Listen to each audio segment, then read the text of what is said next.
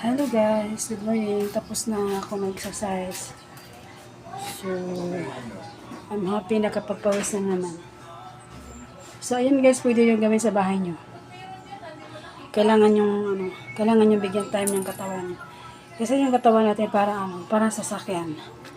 Kasi yung sasakyan, di ba, manghingi ng maintenance. So, ganun din ang ating katawan guys. Pag, hindi tayo nag-exercise, hindi tayo nagpapawis.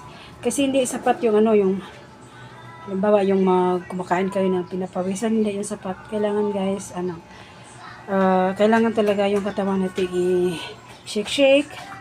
Kasi ako guys, hindi sa magmamayabang. Pag hindi ako nagpapawis, ang bigat ang katawan ko, masama pakiramdam ko, yung para akong nahihilo, tapos para masakit yung ulo ko. So ayun guys, kahit walang gana na pagod lagi na mag-exercise kasi pangit, hindi naman tayo pumapayat, hindi naman kailangan na tayo magpapayat. Kailangan guys magpapawis lang kasi pag pinapawisan tayo araw-araw, parang ang ganda ng feelings natin, parang feel na to confident tayo kasi nakapag-exercise. Kaya hindi naman sa ganun na magpasiksik tayo. Hindi na tayo papayat.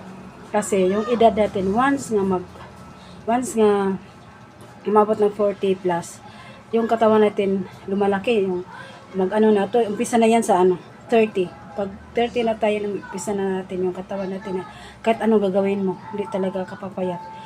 O siguro yung iba gagawa ng may iniinom.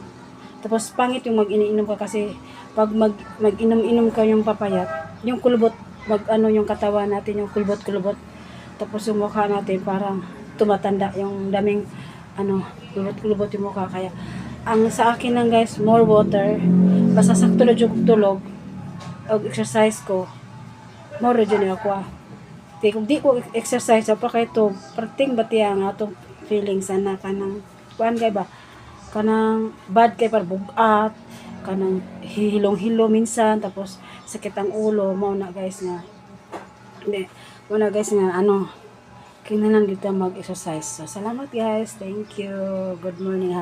Have a nice day. Happy Sabbath everyone.